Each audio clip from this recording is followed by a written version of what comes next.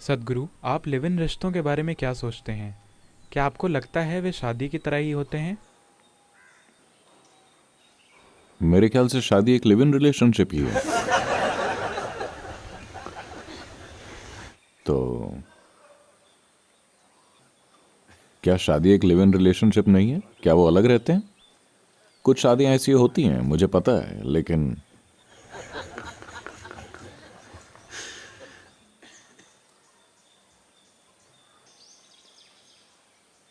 सबसे पहले हमें ये समझना होगा कि हम रिश्ता क्यों बनाते हैं। फिलहाल ये आपकी भाषा में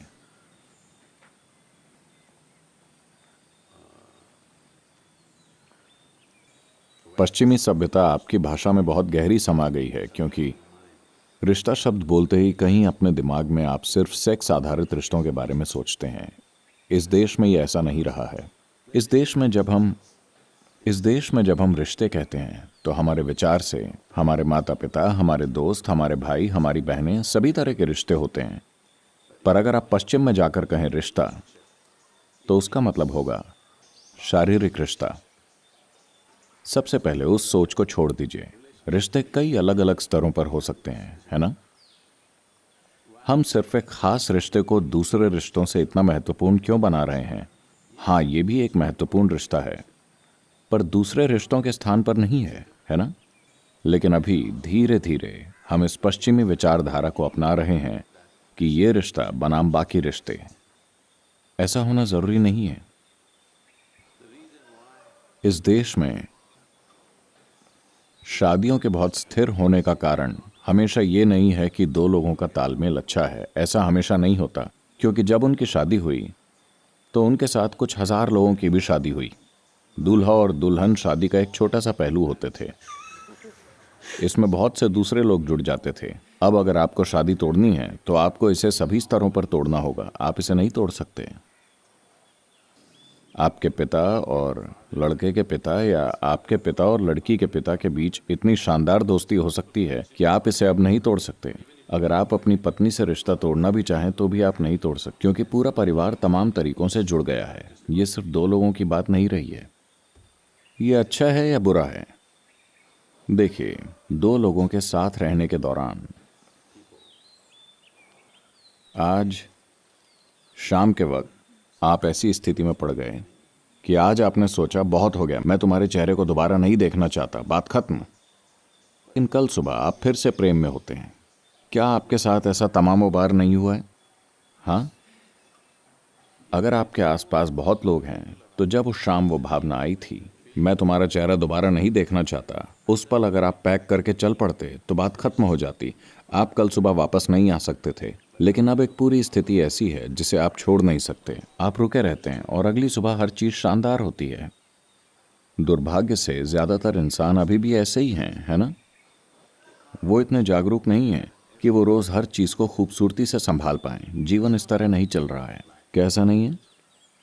खूबसूरत रिश्तों में भद्दी चीजें होती हैं, है ना? कैसा नहीं है? सबसे सुंदर रिश्तों में भी भद्दी चीजें हो रही हैं। कैसा नहीं है? To sustain those moments of ugliness, you need some support system. If there's just two idiots are there, they'll break. भद्देपन के उन क्षणों को झेलने के लिए आपको सहारे के किसी सिस्टम की जरूरत है। अगर बस दो बेवकूफी हों तो वो अलग हो जाएंगे। तो बच्चों के आने के बाद ये थोड़ा ज्यादा मुश्किल हो जाता है, लेकिन उससे पहले सारे दूसरे लोग महत्वपूर्ण होते हैं। तो ये नई चीज लिव इन क्या है?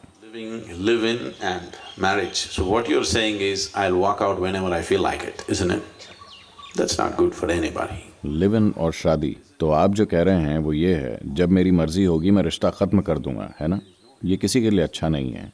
ये मानव चेतना पर बहुत बड़ा बोझ है। कोई भावनात्मक सुरक्षा नहीं है। मेरे विचार से अमेरिका में अभी हाल ही में, बस एक हफ्ते पहले, मैं लोगों के एक ग्रुप से बात कर रहा था और मैं उन्हें एक बड़ी वजह के बारे में बता रहा था। वो आर्थिक मंदी की बात कर रहे थे। हम उत्पादक क्यों नहीं हैं, ऐसा क्यों हुआ है? मैंने कहा, एक महत्वपूर्ण बात यह है कि आदमी और औरत के लिए कोई भावनात्मक सुरक्षा नहीं है।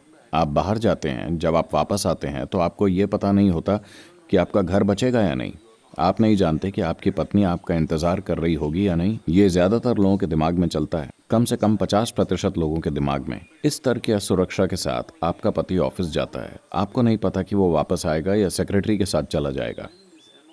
जब ऐसी भावनात्मक असुरक्षा है तो आप किसी भी चीज पर ध्यान केंद्रित नहीं कर सकते।